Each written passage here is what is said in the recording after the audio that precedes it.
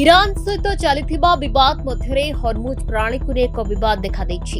ଆମେରିକାର ରାଷ୍ଟ୍ରପତି ଟ୍ରମ୍ପ କହିଛନ୍ତି ଯେ ଇରାନକୁ ହର୍ମୁଜ ପ୍ରଣାଳୀକୁ ଖୋଲା ରଖିବାକୁ ପଡ଼ିବ, ନଚେତ୍ ଆମେରିକୀୟ ସେନା ଏହାକୁ ନିୟନ୍ତ୍ରଣ କରିବ। ଏହି ସମୟରେ ଟ୍ରମ୍ପଙ୍କ ଏକ ଭାଷଣରୁ ଏହି ପ୍ରଣାଳୀର ନାମକୁ ନେଇ ଏକ ବିବାଦ ଆରମ୍ଭ ହୋଇଛି, ଯେଉଁଥିରେ ଟ୍ରମ୍ପ ହର୍ମୁଜ ପ୍ରଣାଳୀକୁ ଟ୍ରମ୍ପ ପ୍ରଣାଳୀ ବୋଲି ଉଲ୍ଲେଖ କରିଥିଲେ। ଏହି ବିବୃତ୍ତି ପରେ ରାଷ୍ଟ୍ରପତି ଟ୍ରମ୍ପ ହର୍ମୁଜ ପ୍ରଣାଳୀର ନାମ ପରିବର୍ତ୍ତନ କରିବାକୁ ଚାହୁଁଥିବା କଳ୍ପନା ଜଳ୍ପନା ଆରମ୍ଭ ହୋଇଛି। ଆମେରିକୀୟ ରାଷ୍ଟ୍ରପତି ଟ୍ରମ୍ପ ଭୁଲ ବଶତଃ ହର୍ମୁଜ ପ୍ରଣାଳୀକୁ ଟ୍ରମ୍ପ ପ୍ରଣାଳୀ ବୋଲି ଉଲ୍ଲେଖ କରିଥିଲେ। ତେବେ କହି ରଖୁଛୁ କି ଟ୍ରମ୍ପ କହିଥିଲେ ସେମାନଙ୍କୁ ଟ୍ରମ୍ପ ପ୍ରଣାଳୀ ଖୋଲିବାକୁ ପଡ଼ିବ ଓ ମୁଁ କହୁଛି ହର୍ମୁଜ ପ୍ରଣାଳୀ।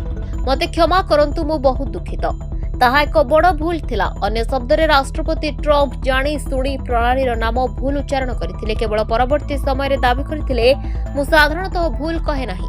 ଏହା ସୂଚାଇ ଦେଉଛି ଯେ ରାଷ୍ଟ୍ରପତି ଟ୍ରମ୍ପ ହୁଏତ ହର୍ମୁଜ ସମ୍ପର୍କରେ ଏକ ପ୍ରମୁଖ ଯୋଜନା ପ୍ରସ୍ତୁତ କରିଥିବେ, ଯାହା ଏହି ଅଞ୍ଚଳରେ ଗୁରୁତ୍ୱପୂର୍ଣ୍ଣ ପରିବର୍ତ୍ତନ ଆଣିପାରେ। ତେବେ ଏହା ଉଲ୍ଲେଖନୀୟ ଯେ ଆମେରିକା ରାଷ୍ଟ୍ରପତି ଟ୍ରମ୍ପଙ୍କର ଐତିହାସିକ ସ୍ଥାନଗୁଡ଼ିକୁ ନିଜ ନାମରେ ନାମିତ କରିବାର ଏକ ଆଗ୍ରହ ରହିଛି। ତାଙ୍କର ଦ୍ୱିତୀୟ କାର୍ଯ୍ୟକାଳ, ଯାହା ଜାନୁଆରୀ 20, 2025ରେ ଆରମ୍ଭ ହୋଇଥିଲା, ସେ ୱାଶିଂଟନ ଡିସିରେ ଅନେକ ସ୍ଥାନକୁ ନିଜ ନାମରେ ନାମିତ କରିଥିଲେ।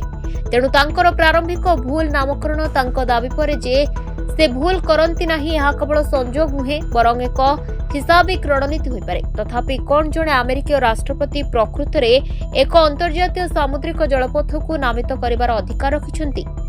ତେବେ ବିଶେଷଜ୍ଞମାନେ ଏହି ପ୍ରଶ୍ନର ଉତ୍ତର ନା ସହିତ ଦିଅନ୍ତି। ଏପରି ପରିବର୍ତ୍ତନ ସମ୍ଭବ ନୁହେଁ, କାରଣ ହର୍ମୁଜ ପ୍ରଣାଳୀ ଏକ ଅନ୍ତର୍ଜାତୀୟ ଜାହାଜ ପଥ ଭାବରେ କାର୍ଯ୍ୟ କରେ। ଏହା ଇରାନର କିମ୍ବା କେବଳ ଆମେରିକାର ସ୍ୱତନ୍ତ୍ର କ୍ଷେତ୍ର ନୁହେଁ। ଏହି ଜାହାଜ ପଥ ପରିଚାଳନା ବିଶ୍ୱର ଅନେକ ରାଷ୍ଟ୍ର ମଧ୍ୟରେ ପ୍ରତିଷ୍ଠିତ ପାରସ୍ପରିକ ଚୁକ୍ତିନାମା ଦ୍ୱାରା ପରିଚାଳିତ ହୁଏ। ଫଳସ୍ୱରୂପ କୌଣସି ଏକକ ଦେଶ କିମ୍ବା ରାଜନୈତିକ ନେତାଙ୍କର ଏକପାଖିଆ ଭାବରେ ଏହାର ନାମ, ମାର୍ଗ, କାର୍ଯ୍ୟକ୍ରମ, ପ୍ରୋଟୋକଲ କିମ୍ବା ପରିଚାଳନା ପ୍ରକ୍ରିୟା ପରିବର୍ତ୍ତନ କରିବାର ଅଧିକାର ନାହିଁ। ତେଣୁ ହର୍ମୁଜ ପ୍ରଣାଳୀ ସହିତ ତାଙ୍କର ନିଜସ୍ୱ ନାମ ଯୋଡ଼ିବାର କୌଣସି ପ୍ରୟାସ ସମ୍ପୂର୍ଣ୍ଣ ଆଇନଗତ ଆଧାର ବିନା ହେବ। ବ୍ୟୁରୋ ରିପୋର୍ଟ, ଦିନଲିପି ଲାଇଭ୍।